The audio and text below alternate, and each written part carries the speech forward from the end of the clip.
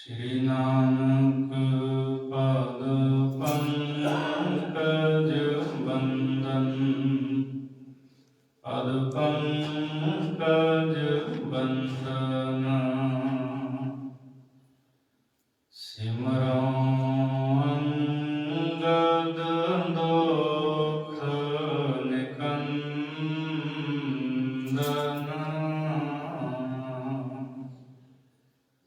अमरदास गुर हृदय ध्यान, हृदय ध्यान। श्री गुरु रामदास गुण गावों,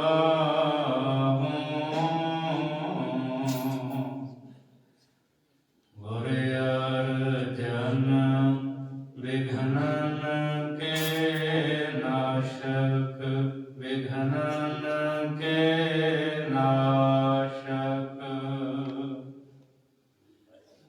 हर गोविंद शुभ सुमत प्रकाशक,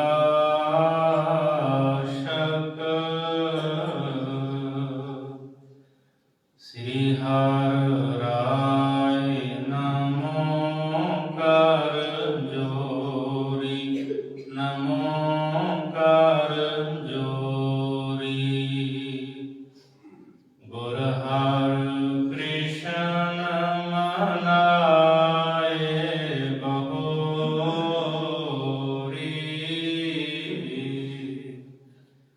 गुरु तेग बहादुर परम कृपाला, परम कृपाला। श्री गुरु गोबिंद सिंह विसाला,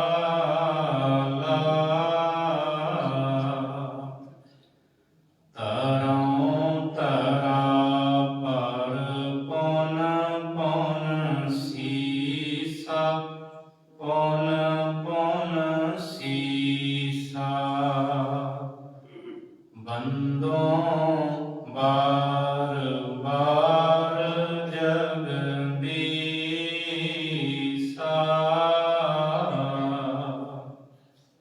जिसमें अमृत ज्ञान है, मानक भगत वैराग। गुरु ग्रंथ साहिब उदग, बंदों कर अनुराग। श्री गुर शब्द कमाए जिन, जीते पंच विकार। तिन संतन को बंदना, सिर चरणन पर तार। एकंकारा सतगुरु, तिह प्रसाद सच होए। वाहिगुरु जी की फतेह, विघ्न विनाशन सोए। वाहिगुरु जी की फतेह, विघ्न विनाशन सोए। सतनाम श्री वाहिगुरु साहिब जी। दोहरा कारण गुर अवतार को मैं बरन्यो चित लाए। सुनहो जन्म की अब कथा, श्री अंगद सुखदाए। कारण गुर अवतार को मैं बरन्यो चित लाए।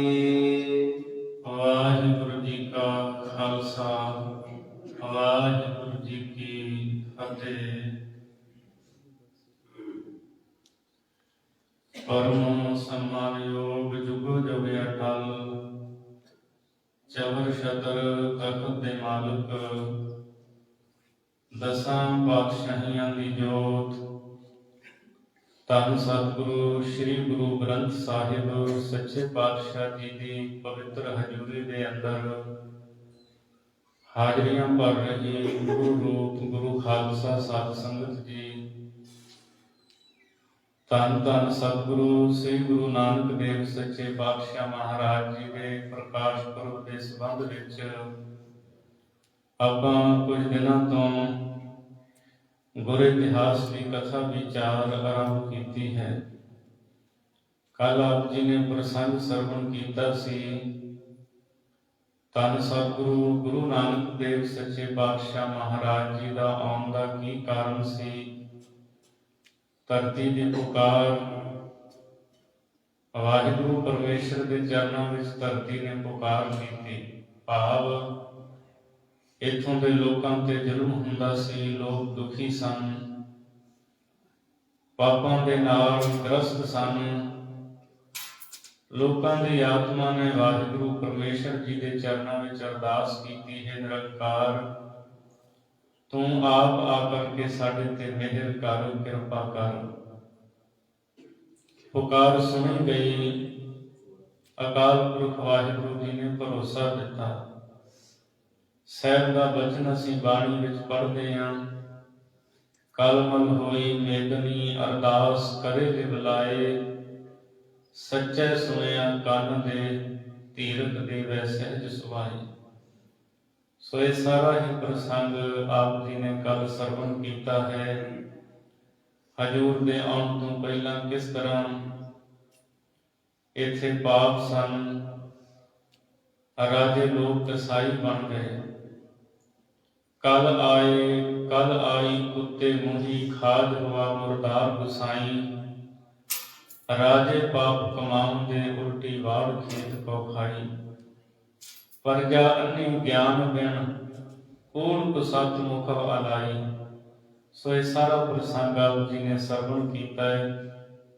ਆਓ ਇਸ ਤੋਂ ਅੱਗੇ ਕਵੀ ਰਾਜ ਕਵੀ ਭਾਈ ਸੰਤੋਖ ਸਿੰਘ ਜੀ ਦੀ ਕਲਮ ਜਿਸ ਤਰ੍ਹਾਂ ਸਤਿਗੁਰੂ ਦੇ ਪਵਿੱਤਰ ਇਤਿਹਾਸ ਨੂੰ ਬਿਆਨ ਕਰ ਰਹੀ ਹੈ, ਸ਼ਰਧਾ ਪ੍ਰੇਮ ਭਾਵਨਾ ਦੇ ਸਹਿਤ ਸਰਵਣ ਕਰੀਏ ਜੀ। ਸ਼੍ਰੀ ਬਾਬਾ ਸੰਦੁਰ ਬਾਚ ਦੋਹਰਾ, ਕਾਰਨ ਗੁਰ ਅਵਤਾਰ ਕੋ ਮੈਂ ਬਰਨਿਉ ਚਿਤ ਲਾਏ। ਸੋ ਇਸ ਕਥਾ ਦਾ ਮੁੱਢ ਆਪ ਜੀ ਨੇ ਕੱਲ ਸਰਵਣ ਹੀ ਕਰ ਲਿਆ।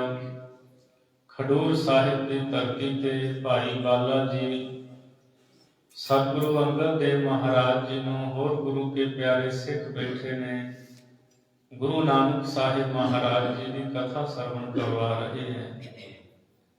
ਭਾਈ ਪੈੜਾ ਮੋਖਾ ਜੀ ਲਿਖ ਰਹੇ ਹੈ, ਗੁਰੂ ਅੰਗਦ ਦੇਵ ਮਹਾਰਾਜ ਜੀ ਨੇ ਲਿਖਵਾਈ। ਉਸ ਨੂੰ ਭਾਈ ਬਾਲੇ ਵਾਲੀ ਜਨਮ ਸਾਖੀ ਕਿਹਾ ਜਾਂਦਾ ਹੈ। ਉਸੇ ਨੂੰ ਆਧਾਰ ਬਣਾ ਕੇ ਮਹਾਕਵੀ ਭਾਈ ਸੰਤੋਖ ਸਿੰਘ ਜੀ ਨੇ ਗੁਰੂ ਨਾਨਕ ਦੇਵ ਸੱਚੇ ਪਾਤਸ਼ਾਹ ਮਹਾਰਾਜ ਜੀ ਦੀ ਇਹ ਪਵਿੱਤਰ ਕਥਾ ਸ੍ਰੀ ਗੁਰੂ ਨਾਨਕ ਪ੍ਰਕਾਸ਼ ਗ੍ਰੰਥ ਦੇ ਵਿੱਚ ਲਿਖੀ ਹੈ। ਭਾਈ ਬਾਲਾ ਜੀ ਕਹਿੰਦੇ ਨੇ, ਕਾਰਨ ਗੁਰ ਅਵਤਾਰ ਕੋ ਮੈਂ ਬਰਨਿਉ ਚਿਤ ਲਾਏ। ਧੰਨ ਗੁਰੂ ਅੰਗਦ ਦੇਵ ਸੱਚੇ ਪਾਤਸ਼ਾਹ ਮਹਾਰਾਜ ਗੁਰੂ ਨਾਨਕ ਸਾਹਿਬ ਮਹਾਰਾਜ ਜੀ ਦੇ ਅਵਤਾਰ ਦਾ ਕਾਰਨ ਸਤਿਗੁਰੂ ਨੂੰ, ਪਰਮੇਸ਼ਰ ਵਾਹਿਗੁਰੂ ਨੂੰ ਆਪ ਕਿਉਂ ਆਉਣਾ ਪਿਆ, ਇਹ ਕਾਰਨ ਮੈਂ ਚਿਤ ਲਾ ਕਰਕੇ ਵਰਣਨ ਕੀਤਾ ਹੈ। ਸੁਨਹੁ ਜਨਮ ਕੀ ਅਬ ਕਥਾ, ਸ਼੍ਰੀ ਅੰਗਦ ਸੁਖਦਾਏ। ਧੰਨ ਸ੍ਰੀ ਗੁਰੂ ਅੰਗਦ ਦੇਵ ਸੱਚੇ ਪਾਤਸ਼ਾਹ ਸੁੱਖਾਂ ਦੇ ਦਾਤੇ ਸਤਿਗੁਰੂ ਹੁਣ ਗੁਰੂ ਨਾਨਕ ਸਾਹਿਬ ਮਹਾਰਾਜ ਜੀ ਦੇ ਪ੍ਰਕਾਸ਼ ਦੀ ਪਵਿੱਤਰ ਕਥਾ ਸੁਣਨਾ ਕਰੋ। ਕਿਉ ਪਈ ਬਾਰ ਦੇਸ ਸਭ ਦੇਸ਼ ਨਰੇਸ਼ੂ। ਭਾਈ ਸੰਤੋਖ ਸਿੰਘ ਜੀ ਬਾਰ ਦੇਸ਼ ਦੀ ਮਹਿਮਾ ਕਰਦੇ ਹੈ। ਬਾਰ ਦਾ ਇਲਾਕਾ ਇਹ ਬੜਾ ਪ੍ਰਫੁੱਲਤ ਸੀ। ਰਾਏ ਭੋਏ ਦੀ ਤਲਵੰਡੀ ਦੇ ਵਿੱਚ ਗੁਰੂ ਨਾਨਕ ਸਾਹਿਬ ਸੱਚੇ ਪਾਤਸ਼ਾਹ ਜੀ ਦਾ ਪ੍ਰਕਾਸ਼ ਹੋਣਾ ਹੈ। ਵਿਧਾਤੇ ਨੇ ਕਿਸ ਤਰ੍ਹਾਂ ਇਸ ਇਲਾਕੇ ਨੂੰ ਸਜਾਇਆ ਹੋਇਆ ਹੈ। ਬਾਰ ਦੇਸ਼ ਜਿਹੜਾ ਬਾਰ ਦਾ ਇਲਾਕਾ ਹੈ, ਕਵੀ ਜੀ ਕਹਿੰਦੇ ਇਹ ਸਾਰੇ ਹੀ ਦੇਸ਼ਾਂ ਦਾ ਨਰੇਸ਼ੂ ਰਾਜਾ ਹੈ। ਗ੍ਰਾਮ ਪ੍ਰਜਾ ਕੇ ਹਰਤ ਕਲੇਸ਼ੂ। ਤੇ ਗ੍ਰਾਮ ਪਿੰਡਾਂ ਰੂਪ ਜੋ ਪ੍ਰਜਾ ਹੈ, ਪਿੰਡਾਂ ਰੂਪ ਪ੍ਰਜਾ ਦੇ ਸਾਰੇ ਦੁੱਖਾਂ ਨੂੰ ਇਹ ਬਾਰ ਦੇਸ਼ ਜੋ ਰਾਜਾ ਹੈ ਨਾਸ਼ ਕਰਨ ਵਾਲਾ ਹੈ। ਐਰਾਵਤੀ ਏਕ ਦਿਸ਼ ਬਾਰੀ। ਇੱਕ ਪਾਸੇ ਤਾਂ ਐਰਾਵਤੀ ਜਿਹੜੀ ਰਾਵੀ ਨਦੀ ਹੈ, ਰਾਵੀ ਦਰਿਆ ਹੈ, ਸੋਹਣਾ ਸੁੰਦਰ ਵਗਦਾ ਪਿਆ ਹੈ। ਸੁੰਦਰ ਰੰਗ ਤਰੰਗ ਉਸ਼ਾਰੀ। ਇਸ ਰਾਵੀ ਦਰਿਆ ਦੇ ਵਿੱਚ ਸੋਹਣੀਆਂ ਤਰੰਗਾਂ ਪਾਣੀ ਦੀਆਂ ਉਛਲ ਰਹੀਆਂ ਹਨ। ਪਾਣੀ ਦੀਆਂ ਤਰੰਗਾਂ ਉੱਚੀਆਂ ਨੀਵੀਆਂ ਸ਼ੋਭਾ ਪਾਉਂਦੀਆਂ ਹਨ। ਪਾਣੀ ਆਪਣੀ ਮਸਤ ਚਾਲ ਚੱਲਦਾ ਹੈ। ਸੋ ਬਰ ਵਿਜਨ ਹੋਤ ਹੈ ਤਾਪੈ। ਇਹ ਇਸ ਰਾਜੇ ਦੇ ਉੱਤੇ ਵਿਜਨ ਪੱਖਾ ਹੋ ਰਿਹਾ ਹੈ, ਕਿਉਂਕਿ ਜਿਸ ਥਾਂ ਤੇ ਗੁਰੂ ਨੇ ਪ੍ਰਗਟ ਹੋਣਾ ਹੈ, ਸਤਿਗੁਰੂ ਦੇ ਪ੍ਰਗਟ ਹੋਣ ਤੋਂ ਪਹਿਲਾਂ ਉਹ ਸਥਾਨ ਬਹੁਤ ਸ਼ੋਭਾ ਵਾਲਾ ਬਣਿਆ। ਉਥੋਂ ਦੇ ਪਸ਼ੂ, ਉਥੋਂ ਦੇ ਪੰਛੀ, ਉਥੋਂ ਦੇ ਲੋਕਾਂ ਦੇ ਸੁਭਾਅ ਬਦਲ ਗਏ, ਚੰਗੇ ਆਚਰਣ ਵਾਲੇ ਬਣੇ ਨੇ। ਇੱਕ ਪਾਸੇ ਰਾਵੀ ਹੈ, ਦੂਜੇ ਪਾਸੇ ਚਨਾਬ ਹੈ। ਇਸ ਰਾਵੀ ਤੇ ਚਨਾਬ ਦੇ ਵਿਚਾਲੇ ਦਾ ਜੋ ਇਲਾਕਾ ਹੈ, ਇਸ ਨੂੰ ਬਾਰ ਦੇਸ਼ ਕਿਹਾ ਜਾਂਦਾ ਹੈ। ਇਸ ਬਾਰ ਦੇਸ਼ ਦੇ ਵਿੱਚ ਇੱਕ ਨਗਰੀ ਹੈ ਰਾਏ ਭੋਏ ਦੀ ਤਲਵੰਡੀ, ਜਿੱਥੇ ਮੇਰੇ ਗੁਰੂ ਦਾ ਆਗਮਨ ਹੋਵੇਗਾ। ਭਾਈ ਸੰਤੋਖ ਸਿੰਘ ਜੀ ਕਹਿੰਦੇ ਇੱਕ ਪਾਸੇ ਰਾਵੀ ਹੈ, ਰਾਵੀ ਦਾ ਸੁੰਦਰ ਪਾਣੀ ਵਹਿੰਦਾ ਹੈ, ਤੇ ਇਹ ਰਾਵੀ ਦਾ ਵਹਿੰਦਾ ਹੋਇਆ ਪਾਣੀ ਸਮਝ ਲਓ ਕਿ ਸੁੰਦਰ ਪੱਖਾ ਹੋ ਰਿਹਾ ਹੈ। ਨਿਰਪਤਾ ਕੋ ਲੱਛਣ ਸ਼ਬ ਥਾਪੈ। ਨਿਰਪਤਾ ਤੇ ਰਾਜਪੁਣੇ ਦੇ ਇਹ ਜਿਹੜੇ ਸੁੰਦਰ ਲੱਛਣ ਨੇ, ਰਾਜਪੁਣੇ ਦੀਆਂ ਸੁੰਦਰ ਨਿਸ਼ਾਨੀਆਂ ਸ਼ੋਭਾ ਪਾਉਂਦੀਆਂ ਹਨ। ਚੰਦਰ ਭਗਾ ਦਿਸ਼ ਦੁਤੀਏ ਸਹਾਈ। ਇੱਕ ਪਾਸੇ ਰਾਵੀ ਹੈ, ਦੂਜੇ ਪਾਸੇ ਚਨਾਬ ਦਰਿਆ ਸ਼ੋਭਾ ਪਾਉਂਦਾ ਹੈ। ਮਾਨ ਤਰੰਗਨ ਸਵਸ਼ ਉਠਾਈ। ਇਸ ਚਨਾਬ ਦਰਿਆ ਦੇ ਵਿੱਚ ਵੀ ਪਾਣੀ ਦੀਆਂ ਲਹਿਰਾਂ ਪੰਗਤੀਆਂ ਸੁੰਦਰ ਉੱਠਦੀਆਂ ਹਨ, ਪੈਦਾ ਹੁੰਦੀਆਂ ਹਨ। ਤਾਂ ਪਰ ਹੋਤ ਚਮਰ ਸ਼ਬ ਭਾਰੀ। ਤੇ ਇਹ ਜਿਹੜੀਆਂ ਚਨਾਬ ਦੀਆਂ ਲਹਿਰਾਂ ਉੱਠਦੀਆਂ ਨੇ, ਇਹ ਸੋਹਣਾ ਚਮਰ ਚੌਰ ਹੋ ਰਿਹਾ ਹੈ ਇਸ ਰਾਜੇ ਦੇ ਉੱਤੇ। ਬਾਰ ਦੇਸ਼ ਜਿਹੜਾ ਰਾਜਾ ਹੈ, ਚਨਾਬ ਦਾ ਪਾਣੀ ਕਲਕਲ ਕਰਦਾ ਵਗਦਾ ਹੋਇਆ ਇਸ ਰਾਜੇ ਦੇ ਉੱਤੇ ਚੌਰ ਕਰਕੇ ਸ਼ੋਭਾ ਵਧਾ ਰਿਹਾ ਹੈ। ਮਹਿਮਾ ਮਹਾਜਨਾਵਨਕਾਰੀ। ਇਸ ਇਲਾਕੇ ਦੀ ਬਹੁਤ ਜ਼ਿਆਦਾ ਮਹਿਮਾ ਨੂੰ ਜਣਾਉਣ ਵਾਲਾ ਹੈ ਇਹ ਚਨਾਬ ਦਰਿਆ। ਸਦਾ ਸੁਕਾਲ ਸਸਿਨ ਕੋ ਸਾਦੀ। ਇਸ ਬਾਰ ਦੇਸ਼ ਦੇ ਵਿੱਚ ਸਦਾ ਹੀ ਚੰਗਾ ਸਮਾਂ ਬਣਿਆ ਹੈ। ਸਸਨ ਕੋ ਸਾਲੀ, ਤੇ ਇਹ ਖੇਤੀਆਂ ਦਾ ਘਰ ਹੈ। ਇੱਥੇ ਹਰ ਤਰ੍ਹਾਂ ਦੀ ਫਸਲ ਹੁੰਦੀ ਹੈ। ਇਹ ਇਲਾਕਾ ਬਹੁਤ ਜ਼ਿਆਦਾ ਪ੍ਰਫੁੱਲਤ ਹੈ। ਤਹਿ ਦੁਕਾਲ ਕੀ ਕਾਨ ਕੁਸਿਆਦੀ। ਕਵੀ ਜੀ ਕਹਿੰਦੇ ਦੱਸੋ ਇਸ ਬਾਰ ਦੇਸ਼ ਦੇ ਵਿੱਚ ਖੋਟੇ ਸਮੇਂ ਦੀ ਕੋਈ ਗੱਲ ਹੋ ਸਕਦੀ ਹੈ? ਇਹ ਤਾਂ ਇਲਾਕਾ ਹੀ ਬੜਾ ਸੋਹਣਾ ਹੈ, ਬੜਾ ਸੁੰਦਰ ਹੈ, ਫਸਲਾਂ ਹੁੰਦੀਆਂ ਨੇ, ਇੱਥੇ ਸ਼ਬਦ ਹਰਿਆਵਲਤਾ ਹੈ। ਸਪਤ ਗੀਤ ਕੋ ਭੀਤ ਨ ਪਾਵਾ। ਤੇ ਇੱਥੇ ਖੇਤੀ ਨੂੰ ਨੁਕਸਾਨ ਪਹੁੰਚਾਉਣ ਵਾਲੇ ਜਿਹੜੇ 7 ਉਪਦਰਵ ਹਨ, ਉਹਨਾਂ ਦਾ ਕੋਈ ਡਰ ਨਹੀਂ ਹੈ। ਖੇਤੀ ਨੂੰ, ਫਸਲ ਨੂੰ ਨੁਕਸਾਨ ਪਹੁੰਚਾਉਣ ਵਾਲੇ 7 ਉਪਦਰਵ ਵਿਦਵਾਨਾਂ ਨੇ ਲਿਖਿਆ ਹੈ। ਇੱਕ ਵਰਖਾ ਨਾ ਹੋਣੀ, ਦੂਜਾ ਬਹੁਤ ਜ਼ਿਆਦਾ ਵਰਖਾ ਹੋ ਜਾਣੀ, ਤੀਜਾ ਫਸਲ ਨੂੰ ਚੂਹੇ ਪੈ ਜਾਣੇ, ਚੌਥਾ ਮੱਕੜੀ ਪੈ ਜਾਣੀ, ਪੰਜਵਾਂ ਪੰਛੀਆਂ ਨੇ ਖਾ ਜਾਣਾ, ਛੇਵਾਂ ਕਿਸੇ ਰਾਜੇ ਦੀ ਫੌਜ ਦੀ ਚੜ੍ਹਾਈ ਹੋ ਜਾਣੀ, ਫਸਲ ਬਰਬਾਦ ਹੋ ਜਾਣੀ, ਤੇ ਸੱਤਵਾਂ ਪੁੰਗੀ ਪੈ ਜਾਣੀ। ਇਹ 7 ਉਪਦਰਵ ਹੁੰਦੇ ਆ ਜਿਨ੍ਹਾਂ ਕਰਕੇ ਫਸਲ ਨਸ਼ਟ ਹੋ ਜਾਂਦੀ ਹੈ। ਭਾਈ ਸੰਤੋਖ ਸਿੰਘ ਜੀ ਕਹਿੰਦੇ ਇਹ ਬਾਰ ਦਾ ਇਲਾਕਾ, ਇੱਥੇ ਫਸਲ ਬੜੀ ਸੋਹਣੀ ਸੁੰਦਰ ਹੁੰਦੀ ਹੈ। ਇਹ ਸਬਤ ਈਤ, ਇਹ ਜਿਹੜੇ 7 ਉਪਦਰਵ ਹਨ, ਇਹਨਾਂ ਦਾ ਕੋਈ ਡਰ ਨਹੀਂ ਹੈ। ਤਸ ਕਰ ਕੁਲ ਤਜ ਅਨੰਦ ਪਰਾਵਾ। ਜਿਹੜੇ ਚੋਰ ਨੇ ਇਹ ਆਪਣੀ ਕੁਲ ਦੇ ਸਮੇਤ ਹੀ ਇਸ ਬਾਰ ਦੇ ਇਲਾਕੇ ਨੂੰ ਛੱਡ ਕੇ ਕਿਤੇ ਹੋਰ ਦੂਰ ਚਲੇ ਗਏ ਐ। ਪਤਕ ਜਾਤ ਜਹ ਮਨ ਬਿਰ ਮਾਵਾ। ਜਦੋਂ ਰਾਹੀ ਇਸ ਬਾਰ ਦੇ ਇਲਾਕੇ ਦੇ ਵਿੱਚੋਂ ਦੀ ਲੰਘਦੇ ਐ ਤੇ ਇਸ ਸੋਹਣੇ ਦੇਸ਼ ਨੂੰ ਵੇਖ ਕਰਕੇ ਰਾਹੀਆਂ ਦਾ ਮਨ ਪਰਚ ਜਾਂਦਾ ਹੈ। ਉਹਨਾਂ ਦੇ ਮਨ ਨੂੰ ਇਹ ਇਲਾਕਾ ਬਹੁਤ ਮੋਹਿਤ ਕਰਦਾ ਹੈ। ਇਹ ਇਲਾਕਾ ਬੜਾ ਪਿਆਰਾ ਲੱਗਦਾ ਹੈ। ਫੇਰ ਹਿਤੂ ਨਰ ਕੁਟੁੰਬ ਭੁਲਾਵਾ। ਤੇ ਇਸ ਵਾਰ ਦੇਸ਼ ਦੀ ਸ਼ੋਭਾ ਨੂੰ ਵੇਖ ਕਰਕੇ ਜਾਂਦੇ ਹੋਏ ਰਾਹੀ ਆਪਣੇ ਪਰਿਵਾਰ ਨੂੰ ਭੁੱਲ ਜਾਂਦੇ ਐ ਤੇ ਮਨ ਹੀ ਮਨ ਵਿਚਾਰ ਕਰਦੇ, ਵਿਧਾਤੇ ਨੇ ਕੈਸੀ ਸੁੰਦਰਤਾ ਬਖਸ਼ੀ ਹੈ ਇਸ ਵਾਰ ਦੇਸ਼ ਨੂੰ, ਜੀ ਕਰਦਾ ਹੈ ਇੱਥੇ ਹੀ ਰਹਿ ਪਈਏ। ਫਲ ਫੂਲਨ ਦਲ ਚੁਤ ਤਰ ਚਾਰੂ। ਸਤਿਗੁਰੂ ਗੁਰੂ ਨਾਨਕ ਸਾਹਿਬ ਜੀ ਦਾ ਜਿੱਥੇ ਆਗਮਨ ਹੋਣਾ ਹੈ, ਇਹ ਬਾਹਰ ਦੇਸ਼, ਇਹ ਤਲਵੰਡੀ ਨਗਰੀ। ਭਾਈ ਸੰਤੋਖ ਸਿੰਘ ਜੀ ਕਹਿੰਦੇ ਪ੍ਰਮਾਤਮਾ ਨੇ ਵੇਖੋ ਰੁੱਖਾਂ ਨੂੰ ਵੀ ਪ੍ਰਫੁੱਲਤ ਕਰ ਦਿੱਤਾ ਹੈ, ਸੁਭਾਅ ਬਦਲ ਦਿੱਤੇ ਨੇ। ਫਲ ਫੂਲਨ ਦਲ ਯੁਤ ਤਰ ਚਾਰੂ, ਫਲਾਂ ਤੇ ਫੁੱਲਾਂ ਦੇ ਸਮੇਤ ਦਰਖਤ ਬਹੁਤ ਸੁੰਦਰ ਹਨ। ਪਥਕ ਹੇਤ ਠਾਡੇ ਸੁਖ ਕਾਰੂ। ਜਿਹੜੇ ਰਾਹੀ ਰਸਤੇ ਤੇ ਜਾਣ ਵਾਲੇ ਨੇ, ਉਹਨਾਂ ਰਾਹੀਆਂ ਨੂੰ ਸੁਖ ਦੇਣ ਲਈ ਇਹ ਦਰਖਤ ਫਲਾਂ ਦੇ ਨਾਲ ਲੱਦੇ ਹੋਏ, ਪੱਤਿਆਂ ਦੇ ਸਮੇਤ ਛਾਂ ਵਾਲੇ ਖਲੋਤੇ ਹਨ। ਬਸ ਹੈ ਲੋਕ ਜੈ ਸਜਣ ਸੁਚਾਲੀ। ਜਿਸ ਬਾਰ ਦੇ ਇਲਾਕੇ ਦੇ ਵਿੱਚ ਸੋਹਣੇ ਆਚਰਣ ਵਾਲੇ, ਸਦਾਚਾਰ ਵਾਲੇ ਲੋਕ ਵਸਦੇ ਹਨ। ਦਇਆ ਧਰਮ ਕੇ ਜੇ ਪ੍ਰਤਪਾਲੀ। ਇਥੋਂ ਦੇ ਲੋਕ ਦਇਆ ਧਰਮ ਦੇ ਪਾਲਣਾ ਕਰਨ ਵਾਲੇ ਹਨ। ਅਥਿਤ ਸੇਵ ਮਹਿ ਜਿਨ ਮਨ ਰਾਤਾ। ਜਦੋਂ ਕੋਈ ਅਤਿਥੀ ਆਉਂਦਾ ਹੈ, ਅਥਿਤ ਦਾ ਭਾਵ ਹੁੰਦਾ ਜਿਹਦੇ ਆਉਣ ਦੀ ਕੋਈ ਤਰੀਕ ਨਾ ਹੋਵੇ। ਜਦ ਕੋਈ ਇੱਥੇ ਲੋੜਵੰਦ ਆਉਂਦਾ ਹੈ ਤਾਂ ਇੱਥੋਂ ਦੇ ਲੋਕ ਉਸ ਲੋੜਵੰਦ ਦੀ ਲੋੜ ਪੂਰੀ ਕਰਦੇ ਹੈ। ਨਿਰਵਸਤਰ ਨੂੰ ਵਸਤਰ ਦਿੰਦੇ ਹੈ, ਭੁੱਖੇ ਨੂੰ ਭੋਜਨ ਦਿੰਦੇ ਹੈ। ਅਥਿਤ ਦੀ ਸੇਵਾ ਵਿੱਚ ਇਥੋਂ ਦੇ ਇਲਾਕੇ ਦੇ ਲੋਕਾਂ ਦਾ ਮਨ ਲੱਗਿਆ ਹੈ। ਗੁਣ ਗ੍ਰਾਹੀ ਸਭ ਵਿਦਿਆ ਗਿਆਤਾ। ਇਹ ਲੋਕ ਗੁਣਾਂ ਨੂੰ ਗ੍ਰਹਿਣ ਕਰਨ ਵਾਲੇ ਹਨ, ਵਿਦਿਆ ਦੇ ਗਿਆਤਾ ਹਨ। ਉਪਜਹਿ ਜਹ ਤੁਰੰਗ ਬਹੁ ਸੁੰਦਰ। ਜਿੱਥੇ ਬਹੁਤ ਹੀ ਸੋਹਣੇ ਸੁੰਦਰ ਚੰਗੀ ਨਸਲ ਵਾਲੇ ਘੋੜੇ ਪੈਦਾ ਹੁੰਦੇ ਐ। ਬਲੀ ਤਰਲਤਾ ਗੁਣ ਕੇ ਮੰਦਰ। ਬਹੁਤ ਬਲਵਾਨ ਘੋੜੇ ਔਰ ਚੰਚਲਤਾ ਵਾਲੇ ਘੋੜੇ ਗੁਣਾਂ ਦੇ ਘਰ ਪੈਦਾ ਹੁੰਦੇ ਐ। ਔਰ ਪਸ਼ੂ ਬਹੁ ਸੁਭਾਗ ਸੁਜਾਤੀ। ਤੇ ਹੋਰ ਵੀ ਬਹੁਤ ਸਾਰੇ ਪਸ਼ੂ ਚੰਗੀ ਜਾਤੀ ਵਾਲੇ ਇਸ ਇਲਾਕੇ ਦੇ ਵਿੱਚ ਹਨ। ਤਿਨ ਕੀ ਖਾਨ ਕੀਨ ਵਿਦ ਖਿਆਤੀ। ਭਾਈ ਸੰਤੋਖ ਸਿੰਘ ਜੀ ਕਹਿੰਦੇ ਵਿਧਾਤਾ ਨੇ ਇਸ ਇਲਾਕੇ ਦੇ ਪਸ਼ੂਆਂ ਨੂੰ ਵੀ ਸੁੰਦਰਤਾ ਬਖਸ਼ੀ ਹੈ, ਗੁਣ ਬਖਸ਼ੇ ਹਨ। ਜੋ ਅਸ ਦੇ ਚਿਰ ਚਿਰ ਬਰ ਸਗਰਾ। ਇਹੋ ਜਿਹਾ ਜਿਹੜਾ ਸੋਹਣਾ ਬਾਹਰ ਦਾ ਇਲਾਕਾ ਹੈ, ਸੁੰਦਰ ਦੇਸ਼ ਹੈ ਸਾਰਾ। ਭਰਤ ਖੰਡ ਮੈਂ ਸ਼ੁਭਤ ਉਜਗਰਾ।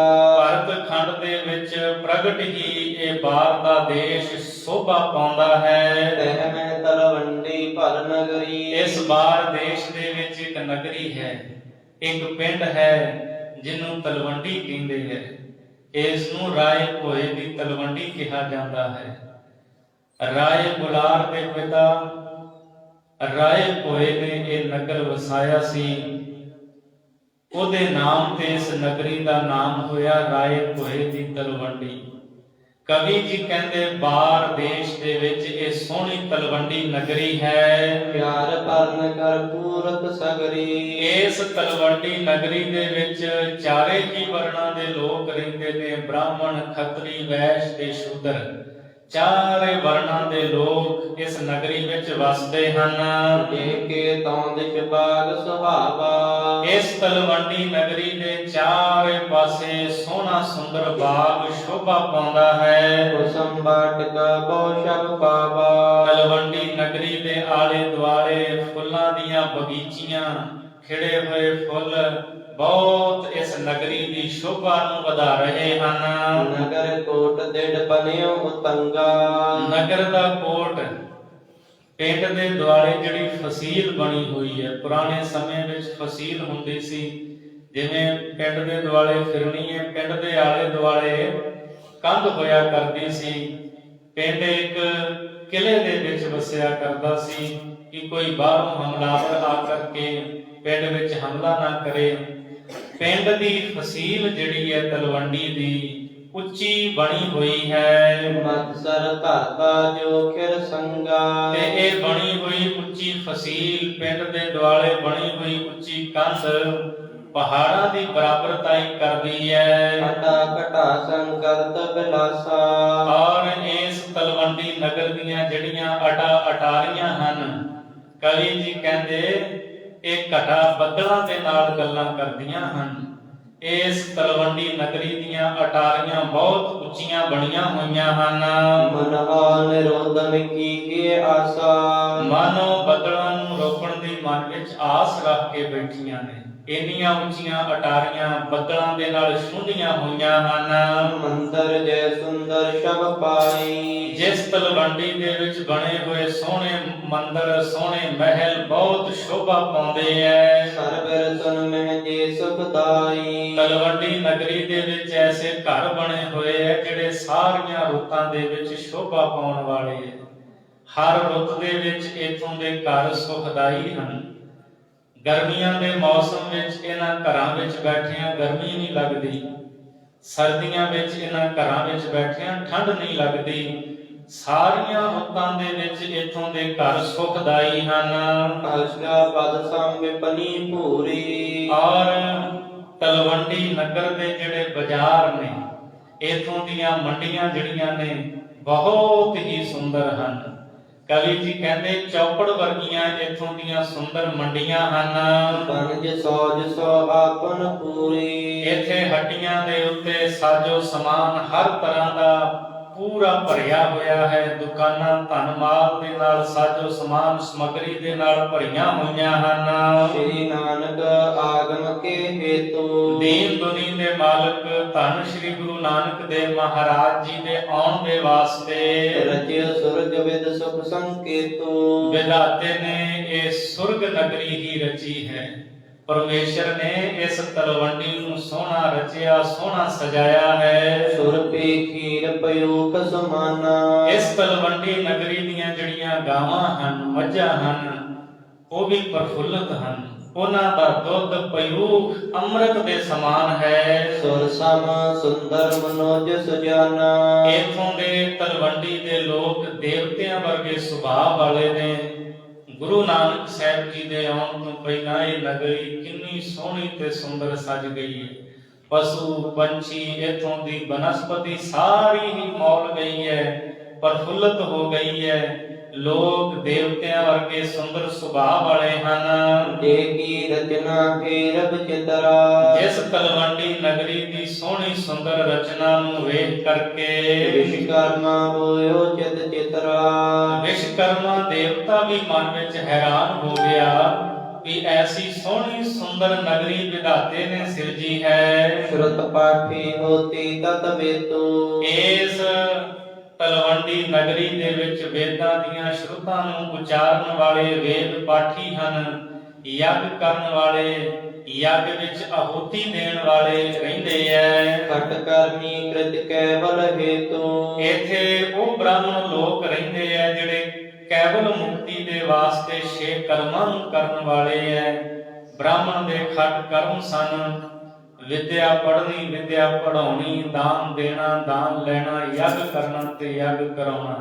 ਇਹ ਖਟ ਕਰਮੀ ਆਚਰਣ ਵਾਲੇ ਲੋਕ ਬ੍ਰਾਹਮਣ ਲੋਕ ਰਹਿੰਦੇ ਐ। ਅਸ ਦਿਜਵਰ ਜਿਵੇਂ ਬਸੇ ਸੁਖਾਰੇ, ਇਹੋ ਜਿਹੇ ਕਰਮਾਂ ਨੂੰ ਕਰਨ ਵਾਲੇ ਬ੍ਰਾਹਮਣ ਸੁਖੀ ਵਸਦੇ ਐ ਇੱਥੇ। ਛਤਰੀ ਧਰਮ ਯੁੱਧ ਹਿਤ ਧਾਰੇ, ਛਤਰੀ ਲੋਕ ਜਿਹੜੇ ਇੱਥੇ ਵਸਦੇ ਨੇ ਧਰਮ ਯੁੱਧ ਕਰਨ ਵਾਸਤੇ ਮਨ ਵਿੱਚ ਪ੍ਰੇਮ ਧਾਰਦੇ ਹਨ। ਬਨਕ ਧਨੀ ਕ੍ਰਿਤ ਬਨਜ ਬਨੀਤਾ, ਔਰ ਇਸੇ ਹੀ ਤਰ੍ਹਾਂ ਇਸ ਥਾਂ ਤੇ ਜਿਹੜੇ ਬਨਕ ਹਨ, ਵੈਸ਼ ਹਨ, ਵਪਾਰ ਕਰਨ ਵਾਲੇ, ਵਪਾਰ ਦੀ ਕ੍ਰਿਤ ਕਰਨ ਵਾਲੇ ਬੜੇ ਧਨੀ ਵਸਦੇ ਐ। ਬਾਤ ਕੁਸਲ ਬੇਦਨ ਪਥ ਪ੍ਰੀਤਾ, ਔਰ ਚੰਗੀਆਂ ਗੱਲਾਂ ਕਰਨ ਵਾਲੇ, ਵੇਦਾਂ ਦੇ ਦੱਸੇ ਰਾਹ ਦੇ ਉੱਤੇ ਪ੍ਰੀਤ ਕਰਕੇ ਚੱਲਣ ਵਾਲੇ ਹਨ। ਸ਼ੂਦਰ ਸਭਨ ਕੀ ਸੇਵ ਕਰੇ, ਸ਼ੂਦਰ ਜਿਹੜੇ ਨੇ ਉਹ ਸਾਰਿਆਂ ਦੀ ਸੇਵਾ ਕਰਦੇ ਐ। ਨਿਪਨ ਕਾਰ ਨਿਜ ਨਿਜ ਮਹਤੇ, ਭਾਵ ਕਿ ਜਿਹੜੇ ਜਿਹੜੇ ਵੀ ਇੱਥੇ ਵਸਦੇ ਨੇ ਉਹ ਆਪੋ ਆਪਣੀ ਕਾਰ, ਆਪੋ ਆਪਣੇ ਕੰਮ ਦੇ ਵਿੱਚ ਨਿਪੁੰਨ ਹਨ। ਬ੍ਰਾਹਮਣ ਜਿਹੜੇ ਉਹ ਵੀ ਖਟ ਕਰਮੀ ਹਨ, ਚੰਗੇ ਆਚਰਣ ਵਾਲੇ। ਖੱਤਰੀ ਵੀ ਧਰਮ ਯੁੱਧ ਦੇ ਵਿੱਚ ਪ੍ਰੇਮ ਰੱਖਣ ਵਾਲੇ ਐ। ਵੈਸ਼ ਚੰਗਾ ਵਪਾਰ ਕਰਨ ਵਾਲੇ ਨੀਤੀ ਦੇ ਸਹਿਤ, ਔਰ ਇਸੇ ਤਰ੍ਹਾਂ ਸ਼ੂਦਰ ਸੇਵਾ ਕਰਨ ਵਾਲੇ, ਜਿਹੜੇ ਸੇਵਾ ਭਾਵਨਾ ਵਾਲੇ, ਗੁਣਾ ਵਾਲੇ ਲੋਕ ਇੱਥੇ ਵਸਦੇ ਐ। ਨਰ ਅਰੋਗਤਾ ਯੁਤ ਕੁਸ਼ਲਾਤਾ। ਤਲਵੰਡੀ ਵਾਸੀ ਅਰੋਗਤਾ ਦੇ ਸਹਿਤ ਹਨ, ਕੋਈ ਰੋਗ ਨਹੀਂ ਉਹਨਾਂ ਨੂੰ, ਸੁਖੀ ਸਾਂਦੀ ਤਲਵੰਡੀ ਦੇ ਵਿੱਚ ਵਸਦੇ ਐ। ਵੈਦਿਕ ਪਠੈ ਹੇਤ ਸਭ ਗਿਆਤਾ। ਗਿਆਤਾ ਗਿਆਨ ਵਾਸਤੇ ਇੱਥੇ ਸਾਰੇ ਵੇਦਾਂ ਨੂੰ ਪੜ੍ਹਦੇ ਐ। ਬੇਦੀ ਬੰਸ ਬਸੈ ਤਨ ਧਾਰੀ। ਤਲਵੰਡੀ ਨਗਰੀ ਦੇ ਵਿੱਚ ਬੇਦੀਆਂ ਦੀ ਬੰਸ ਧਨੁਸ਼ ਧਾਰੀ ਸ਼ਸਤਰ ਧਾਰੀ ਵਸਦੀ ਹੈ। ਯੁੱਧ ਵੇਦ ਕਾ ਜਿਨੈ ਸੁਧਾਰੀ। ਭਾਈ ਸੰਤੋਖ ਸਿੰਘ ਜੀ ਅਲੰਕਾਰ ਬੰਨਦੇ ਆ, ਕਹਿੰਦੇ ਇਹ ਬੇਦੀ ਧਨੁਸ਼ ਧਾਰੀ ਸੀ, ਸ਼ਸਤਰ ਧਾਰੀ ਸੀ, ਪ੍ਰੇਮ ਕਰਨ ਵਾਲੇ ਸਨ, ਜੰਗਾਂ ਯੁੱਧਾਂ ਦੇ ਨਾਲ ਧਰਮ ਦਾ ਯੁੱਧ ਕਰਨ ਵਾਲੇ ਸਨ। ਯੁੱਧ ਵੇਦ ਕਾ ਜਿਨੈ ਸੁਧਾਰੀ, ਜਿਵੇਂ ਯੱਗ ਕੀਤਾ ਜਾਂਦਾ ਹੈ ਤੇ ਉੱਥੇ ਸਮੱਗਰੀ ਪਾਈ ਜਾਂਦੀ ਹੈ। ਕਵੀ ਜੀ ਕਹਿੰਦੇ ਇਥੋਂ ਦੇ ਜਿਹੜੇ ਬੇਦੀ ਧਨੁਸ਼ ਧਾਰੀ ਹਨ, ਯੁੱਧ ਦੀ ਜੋ ਭੂਮੀ ਹੁੰਦੀ ਹੈ ਨਾ, ਜੰਗ ਭੂਮੀ, ਜੰਗ ਦਾ ਸਥਾਨ, ਇਹੀ ਇਹਨਾਂ ਨੇ ਵੇਦਕਾ ਬਣਾਈ ਹੋਈ ਹੈ। ਤੁੰਡ ਕਾਲ ਕਾ ਪਾਵਕ ਕੁੰਡਾ। ਜੰਗ ਦਾ ਜਿਹੜਾ ਉਤਸ਼ਾਹ ਹੈ, ਤੁੰਡ ਕਾਲ ਕਾ ਪਾਵਕ ਤੁੰਡਾ, ਇਹੀ ਅਗਨੀ ਦਾ ਕੁੰਡ ਹੈ। ਜਗ ਥੰਬ ਸੇ ਸ਼ੋਭਤ ਝੰਡਾ। ਔਰ ਜਿਹੜਾ ਝੰਡਾ ਫੜ ਕੇ ਜੰਗ ਦੇ ਮੈਦਾਨ ਦੇ ਵਿੱਚ ਅੱਗੇ ਵਧਣਾ ਹੈ, ਇਹੀ ਥੰਮ ਸੋਭਾ ਪਾਉਂਦਾ ਹੈ। ਕਿਰਪਨ ਸਮ ਕਾ ਤੁਰਤਾ ਹੋਏ। ਤੇ ਜਿਹੜਾ ਯੱਗ ਕਰਦਾ ਹੁੰਦਾ ਉਹ ਸੂਮ ਪੁਣੇ ਨੂੰ ਦੂਰ ਕਰਦਾ ਹੈ। ਇਹਨਾਂ ਬੇਦੀਆਂ ਦੇ ਵਿੱਚ ਸੂਮ ਪੁਣਾ ਨਹੀਂ, ਕਾਇਰਤਾ ਇਹਨਾਂ ਨੇ ਦੂਰ ਕੀਤੀ ਹੋਈ ਹੈ। ਕਰ ਵਾਰਨ ਕੇ ਕੀਨ ਸਰੋਏ। ਤੇ ਜਿਹੜੀਆਂ ਤਲਵਾਰਾਂ ਹਨ, ਕਹਿੰਦੇ ਤਲਵਾਰਾਂ ਦੇ ਹੀ ਚਮਚੇ ਬਣਾਏ ਹੋਏ ਹੈ। ਯੱਗ ਕਰਦਿਆਂ, ਆਹੂਤੀ ਦਿੰਦਿਆਂ ਵੱਡੇ ਚਮਚਿਆਂ ਦੇ ਨਾਲ ਘਿਓ ਪਾਇਆ ਜਾਂਦਾ ਹੈ। ਕਹਿੰਦੇ ਇਹ ਸ਼ਸਤਰ ਧਾਰੀ ਨੇ ਬੇਦੀ, ਇਹਨਾਂ ਦੀਆਂ ਤਲਵਾਰਾਂ ਗਾਤਰੇ ਸ਼ੋਭਾ ਪਾਉਂਦੀਆਂ ਨੇ, ਇਹੀ ਚਮਚੇ ਬਣਾਏ ਐ। ਦੁਸ਼ਟਾ ਮਿਤ ਬੋਦੀਨ ਆਹੂਤੀ। ਇਸੇ ਤਰ੍ਹਾਂ ਜਿਹੜਾ ਦੁਸ਼ਟਾਂ ਦਾ ਮਾਸ, ਦੁਸ਼ਟਾਂ ਦਾ ਖਾਤਮਾ ਕਰਨਾ ਹੈ, ਇਹੀ ਯੱਗ ਵਿੱਚ ਆਹੂਤੀ ਦਿੰਦੇ ਐ। ਜਿਹ ਸਰਬੀ ਸ਼੍ਰੋਨਤ ਸੰਯੁਕਤੀ। ਦੁਸ਼ਟਾਂ ਦਾ ਖੂਨ ਵਹਾ ਦੇਣਾ, ਇਹੀ ਘਿਓ ਹੈ, ਇਹਦੇ ਵਿੱਚ ਪਾਇਆ ਜਾਂਦਾ। ਅਸ ਬੇਦੀ ਵਾਸੀ ਤਲਵੰਡੀ। ਭਾਈ ਸੰਤੋਖ ਸਿੰਘ ਜੀ ਕਹਿੰਦੇ ਤਲਵੰਡੀ ਦੇ ਵਿੱਚ ਵਸਣ ਵਾਲੇ ਐਸੇ ਵੇਦੀ ਹਨ। ਵੇਦੀਆਂ ਦਾ ਜਿਹੜਾ ਖਾਨਦਾਨ ਇਹ ਸ਼ਸਤਰਧਾਰੀ ਸੀ, ਸੂਰਬੀਰ ਸੀ। ਉਹਨਾਂ ਦੇ ਜੰਗ ਨੂੰ ਯੱਗ ਦੇ ਅਲੰਕਾਰ ਦੇ ਵਿੱਚ ਕਵੀ ਜੀ ਨੇ ਇੱਥੇ ਦਿਖਾਇਆ ਹੈ। ਵੇਦਕਾ ਜੋ ਯੱਗ ਦੇ ਸਮੇਂ ਅੱਗ ਬਾਲਣ ਵਾਲੇ ਕੁੰਡ ਦੇ ਪਾਸ ਸਮੱਗਰੀ ਰੱਖਣ ਵਾਸਤੇ ਥੜੀ ਬਣੀ ਹੁੰਦੀ ਹੈ। ਇੱਥੇ ਜਿਹੜਾ ਯੁੱਧ ਦਾ ਸਥਾਨ ਹੀ ਥੜੀ ਹੈ। ਕਾਲਕਾ ਦਾ ਮੂੰਹ ਭਾਵ ਜੰਗ ਦਾ ਉਤਸ਼ਾਹ ਹੀ ਅਗਨੀ ਦਾ ਕੁੰਡ ਹੈ। ਯੱਗ ਦਾ ਥੰਬਾ ਕੀ ਹੈ? ਜੋ ਝੰਡਾ ਹੈ। ਯੱਗ ਕਰਤਾ ਨੂੰ ਸੂਮਤਾ ਛੱਡਣੀ ਪੈਂਦੀ ਹੈ, ਇੱਥੇ ਕਾਇਰਪਣਾ ਛੱਡ ਦਿੱਤਾ ਹੈ।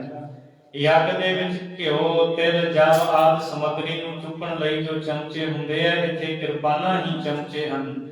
ਦੁਸ਼ਟ ਪੁਰਸ਼ਾਂ ਦਾ ਮਾਸ ਹੀ ਆਹੂਤੀ ਹੈ, ਲਹੂ ਹੀ ਘ੍ਰਿਤ ਹੈ, ਘਿਓ ਹੈ।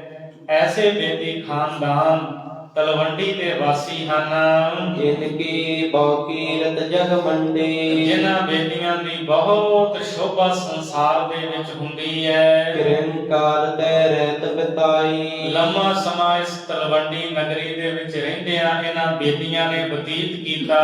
ਭਾਸ਼ਿਵ ਰਾਮਦਾਸ ਕੁਲ ਮਾਹੀ। ਇਹਨਾਂ ਬੇਦੀਆਂ ਦੇ ਵਿੱਚ ਇੱਕ ਸਤਿਕਾਰਯੋਗ ਮਹਾਪੁਰਸ਼ ਹੋਏ ਹੈ, ਜਿਨ੍ਹਾਂ ਦਾ ਨਾਮ ਬਾਬਾ ਸ਼ਿਵ ਰਾਮ ਜੀ ਸੀ। ਧੰਨ ਗੁਰੂ ਨਾਨਕ ਦੇਵ ਸੱਚੇ ਪਾਤਸ਼ਾਹ ਮਹਾਰਾਜ ਦੇ ਸਤਿਕਾਰਯੋਗ ਦਾਦਾ ਜੀ ਬਾਬਾ ਸ਼ਿਵ ਰਾਮ ਜੀ ਇਹਨਾਂ ਬੇਦੀਆਂ ਦੇ ਵਿੱਚ ਹੋਏ ਐ। ਕਿਰਨ ਭਾਸ਼ਿਵ ਰਾਮ ਦਾਸ ਕੁਲ ਮਾਹੀ। ਬ੍ਰਿਤ ਸ਼ਾਤ ਕੀ ਜਿਨ ਮਨ ਕੀਨੀ। ਬਾਬਾ ਸ਼ਿਵ ਰਾਮ ਜੀ ਨੇ ਸ਼ਾਂਤ ਕੀ ਸਤੋ ਗੁਣੀ ਬ੍ਰਿਤੀ ਨੂੰ ਧਾਰਨ ਕੀਤਾ ਹੈ। ਜੀਵਾ ਰਜ ਤਮ ਕੀ ਤਜ ਦੀਨੀ। ਭਾਈ ਸੰਤੋਖ ਸਿੰਘ ਜੀ ਕਹਿੰਦੇ ਰਜੋ ਗੁਣੀ ਤਮੋ ਗੁਣੀ ਸੁਭਾਅ ਨੂੰ ਛੱਡ ਦਿੱਤਾ। ਇਸ ਤਰ੍ਹਾਂ ਆਪਣਾ ਗੁਜ਼ਰਾਨ ਕਰਦੇ ਐ। ਹੋਏ ਅਹਿੰਸ ਆਯੁਧ ਕਰ ਸ਼ੋਰੇ। ਹਿੰਸਾ ਤੋਂ ਰਹਿਤ ਹੋ ਕਰਕੇ ਅਹਿੰਸਕ ਬਣੇ ਨੇ ਬਾਬਾ ਸ਼ਿਵ ਰਾਮ ਜੀ ਤੇ ਸ਼ਸਤਰ ਛੱਡ ਦਿੱਤੇ। ਪਹਿਲਾਂ ਜਿਹੜੇ ਬੇਦੀ ਸਨ ਇਹ ਸ਼ਸਤਰਧਾਰੀ ਸਨ, ਧਨੁਸ਼ਧਾਰੀ ਸਨ। ਕਈ ਜੰਗ ਯੁੱਧ ਇਹਨਾਂ ਬੇਦੀਆਂ ਨੇ ਲੜੇ। ਇਹਨਾਂ ਬੇਦੀਆਂ ਦੀ ਕੁਲ ਦੇ ਵਿੱਚ ਬਾਬਾ ਸ਼ਿਵ ਰਾਮ ਜੀ ਹੋਏ। ਸ਼ਸਤਰ ਛੱਡ ਦਿੱਤੇ, ਸ਼ਾਂਤ ਕੀ ਬ੍ਰਿਤੀ ਨੂੰ ਧਾਰਨ ਕੀਤਾ। ਸ਼੍ਰੀ ਪਦ ਕੇ ਪਦ ਪਦਮ ਨਿਹੋਰੇ। ਸ਼੍ਰੀ ਜੋ ਮਾਇਆ ਦਾ ਪਤੀ ਪਰਮੇਸ਼ਰ ਵਾਹਿਗੁਰੂ ਹੈ, ਪਰਮੇਸ਼ਰ ਜੀ ਦੇ ਚਰਨਾਂ ਦੀ ਸ਼ਰਨ ਲਈ ਬਾਬਾ ਸ਼ਿਵ ਰਾਮ ਜੀ ਨੇ। ਤਹਿ ਬਨਾਰਸੀ ਨਾਮ ਸੋਤੀਆ। ਬਾਬਾ ਸ਼ਿਵ ਰਾਮ ਜੀ ਦੀ ਧਰਮ ਪਤਨੀ ਜਿਨ੍ਹਾਂ ਦਾ ਨਾਮ ਮਾਤਾ ਬਨਾਰਸੀ ਹੈ। ਪਤੀ व्रत ਧਰਮ ਜਾਸ ਦ੍ਰਿੜ ਕੀਆ। ਪਤੀ ਬ੍ਰਤਾ ਧਰਮ ਜਿਨ੍ਹਾਂ ਨੇ ਦ੍ਰਿੜ ਕੀਤਾ ਹੋਇਆ ਹੈ। ਗੁਰੂ ਨਾਨਕ ਸਾਹਿਬ ਜੀ ਦੇ ਦਾਦਾ ਜੀ ਬਾਬਾ ਸ਼ਿਵ ਰਾਮ ਜੀ ਤੇ ਸਤਿਗੁਰਾਂ ਦੇ ਦਾਦੀ ਮਾਤਾ ਬਨਾਰਸੀ ਜੀ, ਜਿਨ੍ਹਾਂ ਨੇ ਪਤੀ ਬ੍ਰਤਾ ਧਰਮ ਦੇ ਵਿੱਚ ਪਰਪੱਕਤਾ ਕੀਤੀ ਹੈ। ਤਿਨ ਤੇ ਸੁਤ ਯੁਗ ਭਏ ਸੁਚਾਲੂ। ਬਾਬਾ ਸ਼ਿਵ ਰਾਮ ਜੀ ਦੇ ਘਰ ਦੇ ਵਿੱਚ ਦੋ ਪੁੱਤਰ ਸਮੇਂ ਦੇ ਨਾਲ ਪੈਦਾ ਹੋਏ। ਵਡ ਕਾਲੂ ਛੋਟੇ ਸ਼ੁਭ ਲਾਲੂ। ਵੱਡੇ ਪੁੱਤਰ ਬਾਬਾ ਕਾਲੂ ਜੀ, ਜਿਨ੍ਹਾਂ ਨੂੰ ਬਾਬਾ ਕਲਿਆਣ ਚੰਦ ਜੀ ਵੀ ਕਿਹਾ ਜਾਂਦਾ ਹੈ। ਗੁਰੂ ਨਾਨਕ ਸਾਹਿਬ ਜੀ ਦੇ ਸਤਿਕਾਰਯੋਗ ਪਿਤਾ ਬਾਬਾ ਕਾਲੂ ਜੀ ਵੱਡੇ ਸਨ, ਤੇ ਛੋਟੇ ਜਿਨ੍ਹਾਂ ਦਾ ਨਾਮ ਭਾਈ ਲਾਲੂ ਹੈ। ਵਡ ਭਾਗੀ ਜੋ ਹੈ ਸ਼ੁਭ ਕਰਮੀ। ਇਤਿਹਾਸਕਾਰਾਂ ਨੇ ਲਿਖਿਆ ਹੈ, ਬਾਬਾ ਕਾਲੂ ਜੀ ਦਾ ਜਨਮ ਈਸਵੀ ਸਨ 1440 ਦਾ ਹੈ ਤੇ ਬਾਬਾ ਲਾਲੂ ਜੀ ਦਾ ਜਨਮ ਈਸਵੀ ਸਨ 1444 ਦਾ ਹੈ। ਗੁਰੂ ਨਾਨਕ ਸਾਹਿਬ ਜੀ ਦੇ ਪਿਤਾ ਜੀ ਤੇ ਸਤਿਗੁਰਾਂ ਦੇ ਚਾਚਾ ਜੀ। ਬਾਬਾ ਕਾਲੂ ਜੀ ਵਡ ਭਾਗੀ ਜੋ ਹੈ ਸ਼ੁਭ ਕਰਮੀ, ਸ਼ੁਭ ਕਰਮਾਂ ਨੂੰ ਕਰਨ ਵਾਲੇ, ਵੱਡਿਆਂ ਭਾਗਾਂ ਵਾਲੇ ਹਨ। ਭਗਤ ਪਰਾਇਣ ਨਿਸ਼ਚਲ ਧਰਮੀ। ਭਗਤੀ ਪਰਾਇਣ, ਭਗਤੀ ਕਰਨ ਵਾਲੇ ਹੈ। ਧਰਮ ਦੇ ਵਿੱਚ ਅਡੋਲਤਾ ਹੈ ਜਿਨ੍ਹਾਂ ਦੀ। ਜਪ ਤਪ ਬ੍ਰਤ ਨੇਮ ਸਮੁਦਾਏ। ਜਪ ਤਪ ਬ੍ਰਤ ਇਤਿਆਦਿਕ ਨੇਮ ਕਰਦੇ ਐ। ਕਰਤ ਬਹੁਤ ਜੇ ਜਨਮ ਬਿਤਾਏ। ਜਪ ਤਪ ਕਰਦਿਆਂ ਬਹੁਤ ਜਨਮ ਬਤੀਤ ਕਰ ਦਿੱਤੇ। ਦੀਨ ਦੁਨੀ ਦੇ ਮਾਲਕ ਗੁਰੂ ਨਾਨਕ ਸਾਹਿਬ ਜੀ ਨੇ ਬਾਬਾ ਕਾਲੂ ਜੀ ਦੇ ਗ੍ਰਹਿ ਵਿਖੇ ਪ੍ਰਗਟ ਹੋਣਾ ਹੈ ਤੇ ਸਤਿਗੁਰਾਂ ਦੇ ਮਾਤਾ ਜੀ ਤੇ ਬਾਬਾ ਕਾਲੂ ਜੀ ਦੀ ਕੋਈ ਇੱਕ ਜਨਮ ਦੀ ਬੰਦਗੀ ਭਗਤੀ ਨਹੀਂ ਸੀ। ਕਵੀ ਜੀ ਕਹਿੰਦੇ ਕਈ ਜਨਮਾਂ ਦੀ ਭਗਤੀ ਸੀ। ਕਈ ਜਨਮ ਜਪ ਤਪ ਕਰਦਿਆਂ ਹੋਇਆਂ ਬਤੀਤ ਕੀਤੇ। ਅਨੇਕ ਜਨਮ ਕੀ ਇੱਛਾ ਜਾਸੂ। ਬਾਬਾ ਕਾਲੂ ਜੀ ਦੀ ਅਨੇਕਾਂ ਹੀ ਜਨਮਾਂ ਦੀ ਇਹ ਇੱਛਾ ਸੀ। ਵਿਸ਼ਨੂੰ ਹੋਏ ਸਤ ਗਿਆਨ ਨਿਵਾਸੂ। ਗਿਆਨ ਦਾ ਘਰ ਪਰਮੇਸ਼ਰ ਆਪ ਪੁੱਤਰ ਬਣ ਕੇ ਮੇਰੇ ਗ੍ਰਹਿ ਦੇ ਵਿੱਚ ਪ੍ਰਗਟ ਹੋਵੇ। ਹਿਰਦੈ ਕਰਤ ਸੰਕਲਪ ਵਿਕਲਪਾ। ਹਿਰਦੇ ਦੇ ਵਿੱਚ ਇਹ ਸੰਕਲਪ ਵਿਕਲਪ ਸਦਾ ਹੀ ਕਰਦੇ ਰਹਿੰਦੇ ਸਨ। ਭਗਤ ਅਧੀਨ ਰਜੈ ਗੁਣ ਅਲਪਾ। ਔਰ ਮਨ ਵਿੱਚ ਇਹ ਸਦਾ ਹੀ ਸੰਕਲਪ ਕਰਦੇ ਸਨ, ਪਰਮੇਸ਼ਰ ਭਗਤੀ ਦੇ ਅਧੀਨ ਹੈ। ਥੋੜੇ ਹੀ ਗੁਣਾਂ ਦੇ ਉੱਤੇ ਉਹ ਪ੍ਰਸੰਨ ਹੋ ਜਾਂਦਾ ਹੈ। ਜੋ ਮੁਝ ਲਖੈ ਦੀਨ ਗੁਣ ਨਾਹੀ। ਜੇ ਮੈਨੂੰ ਦੀਨ ਜਾਣਨ, ਗਰੀਬ ਜਾਣਨ, ਮੇਰੇ ਵਿੱਚ ਗੁਣ ਨਾ ਜਾਣਨ, ਮੈਨੂੰ ਗੁਣਾਂ ਤੋਂ ਖਾਲੀ ਜਾਣਦੇ ਐ। ਭਈ ਸੋ ਕਰੀ ਸਪਰੀ ਮਾਹੀ। ਕਿਉਂਕਿ ਪਰਿਵਾਰ ਸਨਾਤਨ ਮਤ ਨੂੰ ਮੰਨਣ ਵਾਲਾ ਸੀ ਔਰ ਵਿਸ਼ਨੂੰ ਜੀ ਦੇ ਜੋ ਅਵਤਾਰ ਹੋਏ ਐ ਉਹਨਾਂ ਦੇ ਵਿੱਚ ਸ਼ਰਧਾ ਰੱਖਦਾ ਸੀ। ਉਹਦਾ ਹੀ ਜ਼ਿਕਰ ਕਵੀ ਜੀ ਨੇ ਕੀਤਾ ਹੈ ਕਿ ਬਾਬਾ ਕਾਲੂ ਜੀ ਜਿਨ੍ਹਾਂ ਦੇ ਮਨ ਵਿੱਚ ਤਾਂਘ ਸੀ ਕਿ ਮੇਰੇ ਘਰ ਦੇ ਵਿੱਚ ਆਪ ਪਰਮੇਸ਼ਰ ਆਵੇ, ਵਿਸ਼ਨੂੰ ਨੂੰ ਪਰਮੇਸ਼ਰ ਕਰਕੇ ਜਾਣਦੇ ਹੈ। ਜੇ ਮੁਝ ਲਖੈ ਦੀਨ ਗੁਣ ਨਾਹੀ, ਭਏ ਸੂਕਰੀ ਸਪਰੀ ਮਾਹੀ। ਜੇ ਮੈਨੂੰ ਗੁਣਾਂ ਤੋਂ ਖਾਲੀ ਜਾਣਦੇ ਐ, ਦੀਨ ਜਾਣਦੇ ਐ, ਤਾਂ ਪਰਮੇਸ਼ਰ ਵਾਹਿਗੁਰੂ ਜੀ ਦੇ ਮੱਛ ਕੱਛ ਇਤਿਆਦਿਕ ਅਵਤਾਰ ਹੋਏ ਐ। ਕਮਠੇ ਆਦਿਕ ਬਿਮਤ ਕੋ ਜਾਤੀ। ਸੋ ਬੇਮਤ ਬੁੱਧੀ ਤੋਂ ਬਿਨਾ, ਮਨੁੱਖ ਜਾਤੀ ਤੋਂ ਬਿਨਾ ਵਿਸ਼ਨੂੰ ਦੇ ਅਵਤਾਰ ਹੋਏ ਐ। ਤਿਨ ਕੇ ਜਨਮ ਲੀਨ ਜਗ ਖਿਆਤੀ। ਇਹ ਤਾਂ ਜਗਤ ਵਿੱਚ ਪ੍ਰਗਟ ਹੈ, ਉਹਨਾਂ ਦੇ ਵਿੱਚ ਅਵਤਾਰ ਲਿਆ। ਪ੍ਰੇਮ ਡੋਰ ਸੋ ਕਰ ਹੈ ਅਕਰਨੀ। ਜਦ ਕੋਈ ਪ੍ਰੇਮ ਕਰਦਾ ਹੈ, ਪ੍ਰੇਮ ਦੀ ਡੋਰ ਨਾਲ ਵੱਜ ਕੇ ਉਹ ਕਰਨੀ ਕਰ ਦਿੰਦੇ ਆ ਜਿਹੜੀ ਨਹੀਂ ਕਰਨ ਵਾਲੀ ਹੁੰਦੀ। ਕੀਰਤ ਬਿਮਲ ਵੇਦ ਇਮ ਬਰਨੀ। ਇਸ ਤਰ੍ਹਾਂ ਵੇਦਾਂ ਦੇ ਵਿੱਚ ਸ੍ਰੇਸ਼ਟ ਕੀਰਤੀ ਮਹਿਮਾ ਨੂੰ ਵਰਣਨ ਕੀਤਾ ਹੋਇਆ ਹੈ। ਅਦਿੱਤੀ ਕਸਿਅਪ ਕੇ ਜਿਮ ਧਾਮਾ। ਅਦਿੱਤੀ ਕਸ਼ਯਪ ਰਿਸ਼ੀ ਦੇ ਘਰ ਦੇ ਵਿੱਚ ਜਿਸ ਤਰ੍ਹਾਂ ਉਪਜਤ ਭਏ ਅਪੇਂਦਰ ਨਾਮਾ। ਉਪੇਂਦਰ ਨਾਮਾ 52 ਅਵਤਾਰ ਅਦਿੱਤੀ ਤੇ ਕਸ਼ਯਪ ਰਿਸ਼ੀ ਦੇ ਗ੍ਰਹਿ ਦੇ ਵਿੱਚ ਪ੍ਰਗਟ ਹੋਏ ਸਨ। ਅਸ ਆਸਾ ਧਰ ਅਸੁਰ ਬਿਨਾਸ਼ੀ। ਸੋ ਐਸੀ ਆਸਾ ਨੂੰ ਧਰਨ ਵਾਲੇ, ਅਸੁਰ ਵਿਨਾਸ਼ੀ, ਦੈਂਤਾਂ ਦਾ ਖਾਤਮਾ ਕਰਨ ਵਾਲੇ, ਭਇਓ ਨਿਰੰਤਰ ਰੂਪ ਉਪਾਸੀ। ਲਗਾਤਾਰ ਉਹਨਾਂ ਦਾ ਰੂਪ ਪ੍ਰਗਟ ਹੁੰਦਾ ਰਿਹਾ। ਕਾਲੂ ਨਾਮ ਜਨਮ ਜਬ ਧਾਰਾ। ਭਾਈ ਸੰਤੋਖ ਸਿੰਘ ਜੀ ਕਹਿੰਦੇ ਕਈ ਜਨਮਾਂ ਦੀ ਤਾਂਘ ਸੀ ਬਾਬਾ ਕਾਲੂ ਜੀ ਦੇ ਮਨ ਦੇ ਵਿੱਚ ਕਿ ਆਪ ਪਰਮੇਸ਼ਰ ਪੁੱਤਰ ਰੂਪ ਹੋ ਕਰਕੇ ਪ੍ਰਗਟ ਹੋਵੇ। ਕਾਲੂ ਨਾਮ ਜਨਮ ਜਬ ਧਾਰਾ। ਹੁਣ ਜਦੋਂ ਬਾਬਾ ਕਾਲੂ ਜੀ ਦੇ ਜਨਮ ਦੇ ਵਿੱਚ, ਭਾਵ ਇਸ ਮਨੁੱਖਾ ਸਰੀਰ ਬਾਬਾ ਕਾਲੂ ਨਾਂ ਹੈ ਤੇ ਇੱਥੇ ਤਲਵੰਡੀ ਦੇ ਵਿੱਚ ਹਨ। ਪੂਰਨ ਆਸਾ ਕੀਨ ਮੁਰਾਰਾ। ਕਈ ਜਨਮਾਂ ਦੀ ਤਾਂਘ ਬਾਬਾ ਕਾਲੂ ਜੀ ਦੀ ਵਾਹਿਗੁਰੂ ਪਰਮੇਸ਼ਰ ਜੀ ਨੇ ਪੂਰੀ ਕਰ ਦਿੱਤੀ। ਸੁਤ ਕਾਲੂ ਪਿਖ ਪਿਖ ਚਿਤਰਾਮੂ। ਸੁਤ ਕਾਲੂ ਪਿਖ ਪਿਖ ਸ਼ਿਵਰਾਮੂ।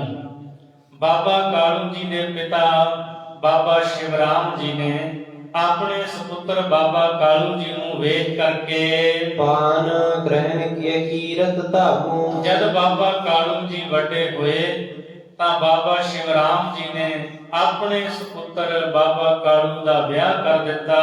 ਤੇ ਪਰ ਪਰਤਾ ਗੁਣ ਨਿਤ ਸੋ। ਸਤਿਕਾਰਯੋਗ ਮਾਤਾ ਤ੍ਰਿਪਤਾ ਜੀ, ਜਿਨ੍ਹਾਂ ਦਾ ਪਿੰਡ ਚਾਹਲ ਲਾਹੌਰ ਦੇ ਨੇੜੇ ਹੈ, ਥਾਣਾ ਬਰਕੀ। ਗੁਰੂ ਨਾਨਕ ਸਾਹਿਬ ਸੱਚੇ ਪਾਤਸ਼ਾਹ ਜੀ ਦਾ ਨਾਨਕਾ ਪਿੰਡ ਚਾਹਲ, ਮਾਤਾ ਤ੍ਰਿਪਤਾ ਜੀ ਦਾ ਪਿੰਡ। तो बाबा कालू जी का विआह होया माता तृप्ता जी दे नाल, जो गुणां दे खजाने हन।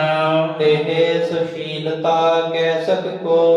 जेहो जिहा सुशील चंगा सुभाव है माता तृप्ता जी का, कवि जी कहते उस नूं कौन बयान कर सकता है। साधवी पाए काल बहु कालू। सो जद लम्मा समा माता तृप्ता जी ने बतीत कीता, ये बात तब कठिन बिसालू। जिथे बाबा कालू जी की कई जन्मां दी बंदगी भगती सी, उथे माता तृप्ता जी ने भी कई जन्म जप तप कीते। किरण काल एव दंपत बीता। बाबा कालू माता तृप्ता जी का विआह होया, कुछ समा इसे तरह जप तप करदियां बतीत होया। हर पद पंकज जिन मन प्रीता। दंपति दा जिन्हां दा मन वाहिगुरु परमेश्वर दे चरणां दे विच परोता होया है, प्रीत है मन विच परमेश्वर दी। तलवंडी में राय बुलारू। भाई संतोख सिंह जी कहंदे इत्थे ही तलवंडी दे विच राय बुलार रहिंदा है। सोदर सम कालू संग प्यारू। इस सारे इलाके दा जो मालिक है राय बुलार, ते राय बुलार दा बाबा कालू जी दे नाल सके भरावां वर्गा प्यार है। जिते ग्राम को सो अधिकारी। सो जिन्ने भी पिंड राय बुलार दे हन, सबकी दई कार पटवारी। उन्हां सारे ही पिंडां ते जो पटवारी दी कार है, जो पटवारी दा काम है, वो बाबा कालू जी नूं सौंपिया होया। बाबा कालू जी पटवारी सन। सारा ये इलाका कई पिंड दे विच आउंदे सन। ये राय बुलार दा इलाका है। आसबेद बिलसत अनक बिलासा। इस तरह अनेक तरह दे बिलास कौतक करदियां होया दंपत और सुमत परबीना। दंपत और तरही सुध आसा। बाबा कालू जी माता तृप्ता जी ने अपने मन दे विच पुत्र दी संतान दी आस रखी। स्वादी गर्भ धरन पुन कीना। समा लंघिया, सत्कारयोग माता तृप्ता जी दी कुख नूं भाग लगे। जन्मी कन्या सुमत परबीना। ते बाबा कालू जी दे गृह विखे माता तृप्ता जी दी कुख तो एक धी ने जन्म लिया। चाहल पिंड दे विच गुरु नानक साहब जी दे नानके पिंड। पुराने समय विच ते हुण भी जदों धी दे घर दे विच बच्चे का जन्म होने वाला हुंदा है, पेके खास करके साफ संभाल लई अपने घरे ले आउंदे सन। माता तृप्ता जी नूं चाहल पिंड ले आंदा ते इत्थे माता तृप्ता जी दी कुख तो एक धी ने जन्म लिया है। हिमगिर मैना के कर माही। भाई संतोख सिंह जी ने दृष्टांत दिता है ते ਦ੍ਰਿਸ਼ਟਾਂਤ ਦਾ ਸਿਰਫ ਇੱਕ ਅੰਗ, ਇੱਕ ਪੱਖ ਲਿਆ ਜਾਂਦਾ ਹੈ। ਹਮ ਹਿਮ ਗਿਰ ਮੈਨਾ ਕੇ ਘਰ ਮਾਹੀ, ਕਹਿੰਦੇ ਹਿਮ ਗਿਰ ਹਿਮਾਲय ਪਹਾੜ ਤੇ ਮੈਨਾ ਦੇ ਘਰ ਵਿੱਚ ਜਿਸ ਤਰ੍ਹਾਂ ਪਾਰਬਤੀ ਜਨਮੀ ਜਿਵ ਆਹੀ, ਜਿਵੇਂ ਪਾਰਬਤੀ ਜੀ ਦਾ ਜਨਮ ਹੋਇਆ, ਸਾਰੇ ਸੀਸ ਨਿਵਾਉਂਦੇ ਐ, ਮੰਨਦੇ ਐ, ਸਤਿਕਾਰ ਕਰਦੇ ਐ। ਭਈ ਸੁਸ਼ੀਲਾ ਸਭ ਗੁਣ ਖਾਨੀ, ਸਾਰੇ ਗੁਣਾਂ ਦੀ ਖਾਨ, ਸੁਸ਼ੀਲ ਸੁਭਾਅ ਵਾਲੀ ਇੱਕ ਧੀ ਨੇ ਘਰ ਦੇ ਵਿੱਚ ਜਨਮ ਲਿਆ। ਮਨ ਹੋ ਭਗਤ ਤਰਦੇ ਸੁਹਾਨੀ, ਮਾਨੋ ਭਗਤੀ ਹੀ ਦੇਹ ਧਾਰ ਕਰਕੇ ਸਰੀਰ ਧਾਰ ਕੇ ਆਈ ਹੈ। ਸੰਨ 1600 ਵਾਹਿਗੁਰੂ ਸੰਨ 1464 ਨੂੰ ਬਾਬਾ ਕਾਲੂ ਜੀ ਦੇ ਗ੍ਰਹਿ ਵਿੱਚ ਇੱਕ ਧੀ ਨੇ ਜਨਮ ਲਿਆ। ਨਾਨਕੇ ਘਰ ਦੇ ਵਿੱਚ ਜਨਮ ਹੋਇਆ, ਨਾਂ ਰੱਖਿਆ ਗਿਆ ਨਾਨਕੀ।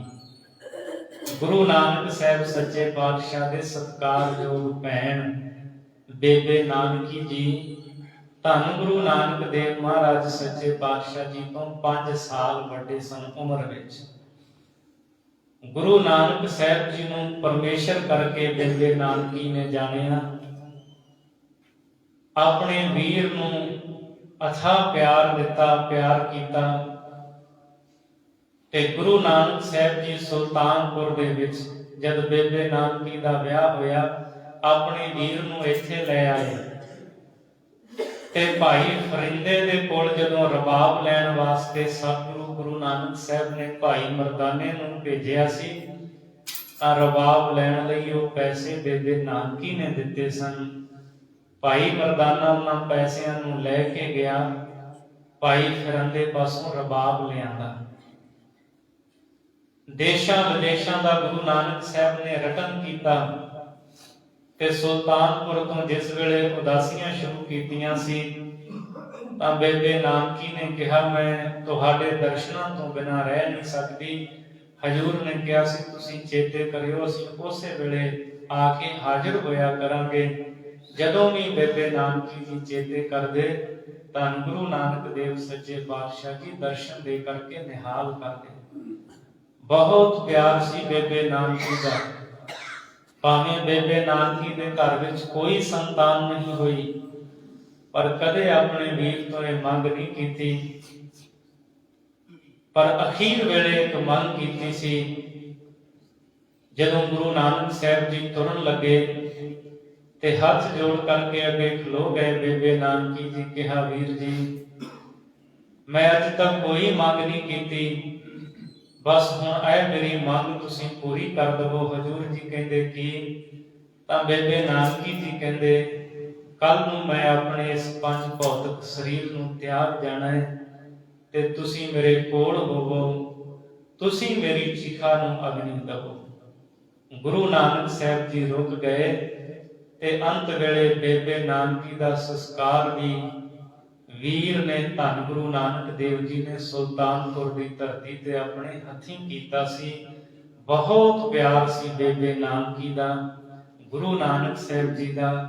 ਜਦ ਤੁਸੀਂ ਤਵਾਰੀਖ ਪੜੋਗੇ ਸਤਿਗੁਰੂ ਮਹਾਰਾਜ ਜੀ ਦਾ ਤੇ ਬੇਬੇ ਨਾਨਕੀ ਜੀ ਦਾ, ਵੀਰ ਦਾ ਤੇ ਭੈਣ ਦਾ ਕਿੰਨਾ ਪਿਆਰ ਸੀ, ਡੁੱਲ ਡੁੱਲ ਪੈਂਦਾ ਹੈ ਤਵਾਰੀਖ ਦੇ ਵਿੱਚ। ਸੋ ਉਹਦਾ ਜ਼ਿਕਰ ਕੀਤਾ ਹੈ ਭਾਈ ਸੰਤੋਖ ਸਿੰਘ ਜੀ ਨੇ। ਮਾਤਾ ਤ੍ਰਿਪਤਾ ਜੀ ਦੀ ਕੁੱਖ ਤੋਂ ਇੱਕ ਧੀ ਨੇ ਜਨਮ ਲਿਆ, ਨਾਮ ਨਾਨਕੀ ਰੱਖਿਆ। ਆਪਣੇ ਵੀਰ ਨੂੰ ਪਰਮੇਸ਼ਰ ਕਰਕੇ ਜਿਸ ਨੇ ਜਾਣਿਆ, ਕਾਲ ਬਤੀਤ ਭਇਓ ਪਛਚਾਤਾ। ਇਸ ਤੋਂ ਬਾਅਦ ਫਿਰ ਸਮਾਂ ਲੰਘਿਆ ਹੈ। ਕਾਲੂ ਰਤ ਲਖ ਕਰ ਜਗਦਾਤਾ। ਜਗਤ ਦੇ ਦਾਤੇ ਪਰਮੇਸ਼ਰ ਨੇ ਬਾਬਾ ਕਾਲੂ ਜੀ ਦੇ ਮਨ ਦੀ ਇੱਛਾ ਜਾਣ ਕਰਕੇ ਹੋਵੋ ਪੁੱਤਰ ਤਾਸ ਮੈਂ ਜਾਈ। ਵਾਹਿਗੁਰੂ ਪਰਮੇਸ਼ਰ ਨੇ ਮਨ ਵਿੱਚ ਵਿਚਾਰਿਆ ਹੁਣ ਮੈਂ ਬਾਬਾ ਕਾਲੂ ਜੀ ਦੇ ਗ੍ਰਹਿ ਵਿਖੇ ਪ੍ਰਗਟ ਹੋਵਾਂ ਤੇ ਸੰਸਾਰ ਵਿੱਚ ਬਾਬਾ ਕਾਲੂ ਜੀ ਦਾ ਪੁੱਤਰ ਕਹਾਵਾਂ। ਅਸ ਵਿਚਾਰ ਆਏ ਜਗ ਰਾਈ। ਇਸ ਤਰ੍ਹਾਂ ਵਿਚਾਰ ਕਰਕੇ ਜਗਤ ਦੇ ਰਾਜਾ ਧੰਨ ਗੁਰੂ ਨਾਨਕ ਦੇਵ ਸੱਚੇ ਪਾਤਸ਼ਾਹ ਜੀ ਬਾਬਾ ਕਾਲੂ ਜੀ ਦੇ ਗ੍ਰਹਿ ਵਿਖੇ ਪ੍ਰਗਟ ਹੋਏ। ਧੰਨ ਗੁਰੂ ਨਾਨਕ ਦੇਵ ਸੱਚੇ ਪਾਤਸ਼ਾਹ ਜੀ ਦਾ ਪ੍ਰਕਾਸ਼ ਹੋਵੇਗਾ ਬਾਬਾ ਕਾਲੂ ਜੀ ਦੇ ਗ੍ਰਹਿ ਵਿਖੇ ਤਲਵੰਡੀ ਨਗਰੀ ਦੇ ਵਿੱਚ। ਇੱਥੇ ਰੌਣਕਾਂ ਲੱਗਣਗੀਆਂ, ਸਤਿਗੁਰੂ ਪ੍ਰਗਟ ਹੋ ਕਰਕੇ ਅਨੇਕਾਂ ਨੂੰ ਪ੍ਰੇਮਾ ਭਗਤੀ ਦ੍ਰਿੜ ਕਰਵਾ ਕਰਕੇ ਲੋਕਾਈ ਦਾ ਭਲਾ ਕਰਨਗੇ। ਸੋ ਸਮੇਂ ਦੀ ਸਮਾਪਤੀ ਹੈ। ਅਗਲਾ ਪ੍ਰਸੰਗ ਆਪਾਂ ਕੱਲ ਦੇ ਦੀਵਾਨ ਵਿੱਚ ਸਰਵਣ ਕਰਾਂਗੇ। ਸਤਿਗੁਰੂ ਮਿਹਰ ਕਰਨ। ਇਤਿਹਾਸ ਦੀ ਕਥਾ ਵਿਚਾਰ ਕਰਦੇ ਹਾਂ। ਬੇਅੰਤ ਭੁੱਲਾਂ ਹੋ ਗਈਆਂ ਹੋਣਗੀਆਂ। ਧੰਨ ਗੁਰੂ ਗ੍ਰੰਥ ਸਾਹਿਬ ਸੱਚੇ ਪਾਤਸ਼ਾਹ ਜੀ ਗੁਰੂ ਸੰਗਤ ਨੇ ਹੋਈਆਂ ਭੁੱਲਾਂ ਦੀ ਖਿਮਾ ਬਖਸ਼ਣੀ। ਸਤਿਗੁਰੂ ਦੇ ਆ ਰਹੇ ਪ੍ਰਕਾਸ਼ ਪੁਰਬ ਦੇ ਸੰਬੰਧ ਵਿੱਚ ਆਪਾਂ ਕੁਝ ਦਿਨਾਂ ਲਈ ਇਹ ਗੁਰੂ ਇਤਿਹਾਸ ਦੀ ਕਥਾ ਵਿਚਾਰ ਆਰੰਭ ਕੀਤੀ ਹੈ। ਸਤਿਗੁਰੂ ਕਿਰਪਾ ਕਰਨ। ਆਓ ਅੰਤਲੀਆਂ 2 ਪੰਕਤੀਆਂ ਪੜ੍ਹ ਕੇ ਫਤਿਹ ਦੀ ਸਾਂਝ ਕਰੀਏ।